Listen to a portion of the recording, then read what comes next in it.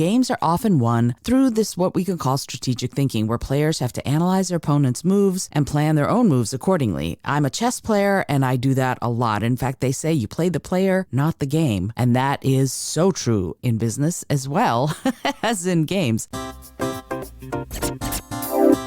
This episode is brought to you by my book, Speak From Within. Learn how you can engage, inspire, and motivate any audience. You can also download my 4 simple tips to make starting any conversation a breeze at the link in the show notes.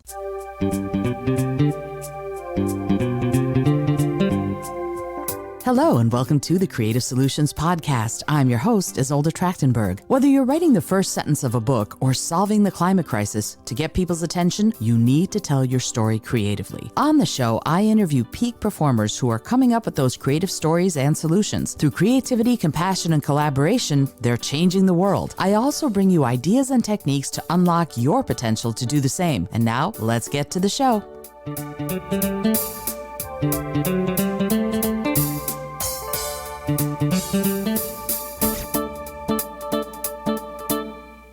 Hello there, and welcome to the Creative Solutions Podcast. I'm your host, Isolde Trachtenberg. I am so happy that you've taken the time to listen. Today, I'm going to bring you a slightly different episode than I usually do, and I'm going to be expanding more into this way of looking at things. I've been spending a lot of time with game designers recently, and I used to, many years ago, go to an every Thursday night game night at Looney Labs, the game designers that brought you Fluxx. If you know Fluxx, you know they have amazing games like Chrononauts and Treehouse and various other things. And Fluxx is their sort of flagship. And it's really interesting that I'm going to be talking about what I'm going to be talking about when I mention Fluxx, which is a game that kind of has no rules, or at least the rules always change. But that's what I want to talk to you about today, is how the art of games rules can help you in your career or in business if you're an entrepreneur. I know it's a strange little topic, but bear with me. The world of business is often seen as a cutthroat, competitive arena where only the strongest and sort of most strategic survive. But what if I said that there's a lot to learn from the world of games, particularly in terms of rules and strategy? I'm giving a shout out to John Cooper here, who is my friend who is about to publish a really super cool game, the rules of which I still don't understand. And I do want to shout out to Looney Labs once again, because I love their games as well. But talking with him about the rules, talking with John about the rules of the game that he is designing right now, or has designed, but they're polishing it, I guess is the best way to say it, really got me thinking about this notion that we can have a lot to learn if we're creatives or if we're entrepreneurs. We can have a lot to learn from the world of games, particularly rules and strategy. And so in today's episode, I want to explore how the art of games rules can help you in business or your career. So here we go. 1, understanding the rules of the game. In any game, whether it's a board game or a video game or a sport, understanding the rules is crucial to succeeding, right? Also, in business, understanding the rules of the game can mean the difference between success and failure. This includes everything from legal regulations and industry standards to sort of the unwritten rules of social etiquette, networking, and communication. You knew I had to bring communication in there somehow. So let's talk about the next thing. It helps you develop strategic thinking. Games are often won through this what we can call strategic thinking, where players have to analyze their opponent's moves and plan their own moves accordingly. I'm a chess player and I do that a lot. In fact, they say you play the player, not the game. And that is so true in business as well as in games. So in business, that kind of strategic thinking is just as important, and it allows you to anticipate those challenges and chances and opportunities and make better and more informed decisions based on your goals and your resources. Number 3, adapting to what we can call changing conditions, right? In games, players have to often adapt to changing conditions such as new obstacles or unexpected twists in the game. That's where the game Fluxx really comes in, because the game's rules can change on a dime or when you draw a new card. So this is going to sort of require flexibility and creativity, and you knew I had to bring creativity in there too, and the ability to think on your feet. And in business, the ability to adapt to those changing conditions is essential, because markets, technologies, the trends that people are buying or not buying, they're always evolving, they're always changing. So you need to know that you can be flexible enough to adapt to those changing conditions, which, like flux, can change on a dime. The next one, I think, is learning from failure, right? In games, failure can be seen as an opportunity to learn and improve rather than, oh, you lost, right? So you play the game, you lose the game, but you know better for next time. And in fact, there's a meme that goes around that says sometimes you win, sometimes you learn. It's not a loss, it's a learning opportunity. So that's because in games, they're designed to be played lots of times. You don't play a game once and go, I'm done, right? And playing the game lots of times allows the players to refine their strategies and to hone their skills over a period of time. And the same thing you can say in business, right? Failure is a natural part of the learning process, and it provides you with valuable insights into what works and what doesn't.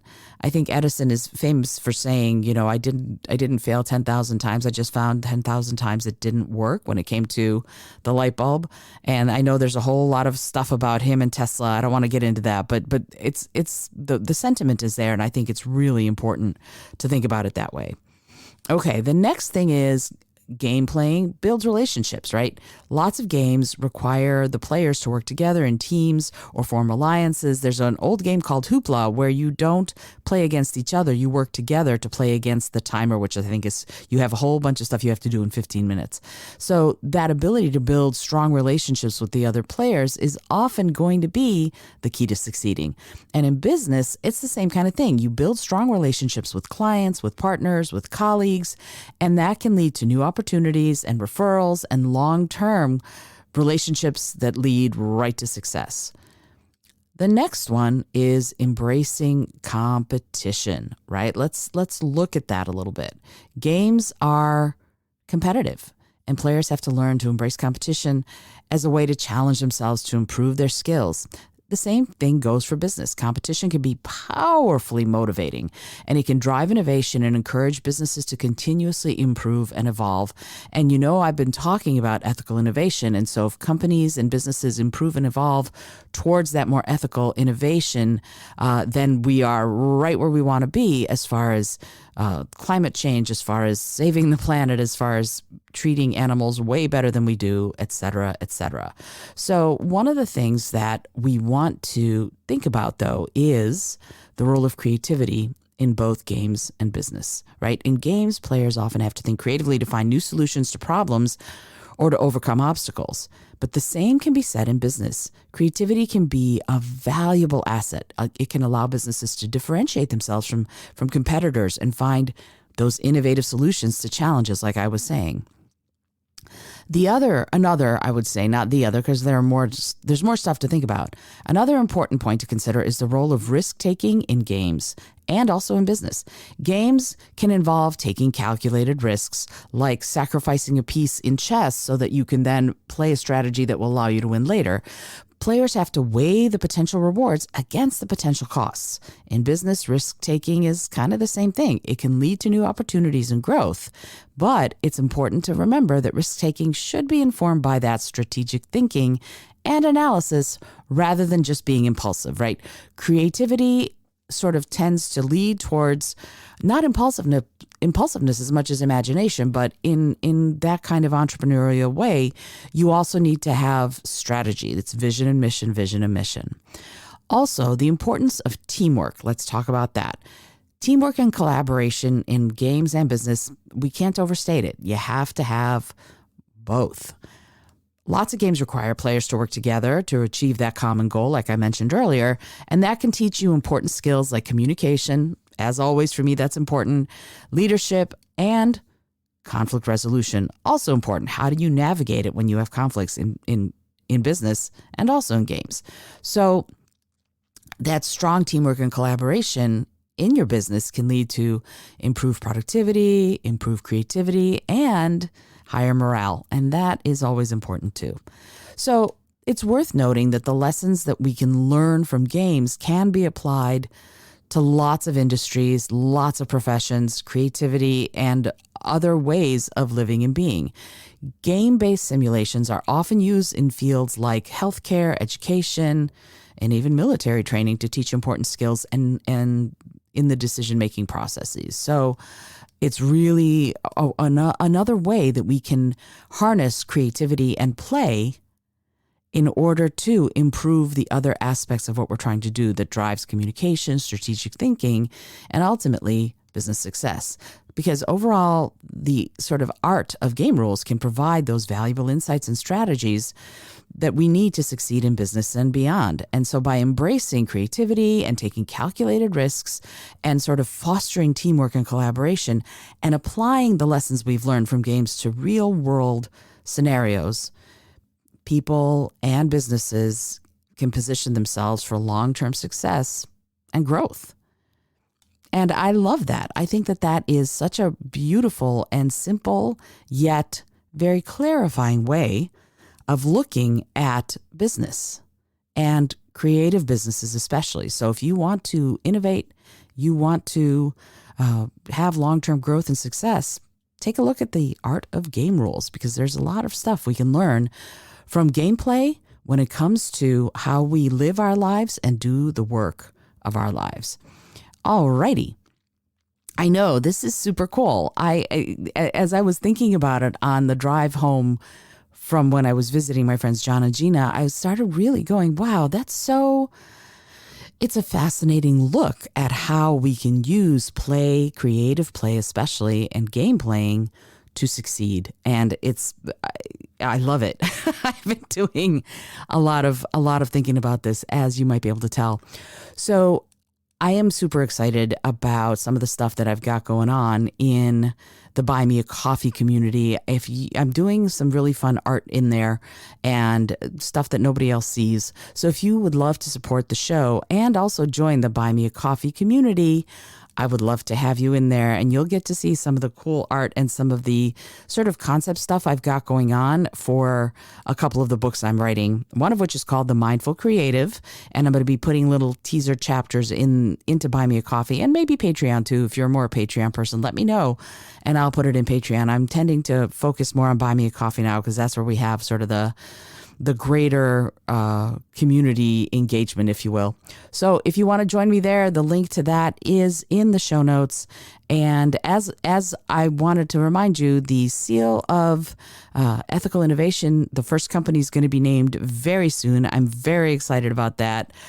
Highlighting ethically innovating companies is a passion of mine, because I want to support all of those companies and have them be highlighted, if you will. So I hope that when we do spotlight these companies, that you shop with them, give them your business, because you will know that they've gotten our seal of approval, and we are researching them very carefully before we ever spotlight them and give them that seal of approval. So until next time, this is Isolde Trachtenberg reminding you, as always, to be bold, be creative, and most of all, be kind.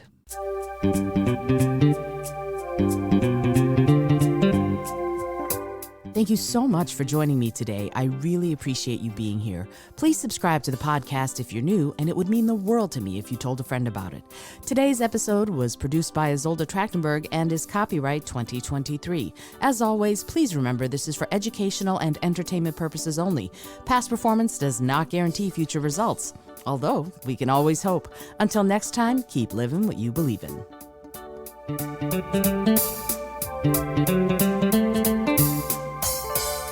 Thank you.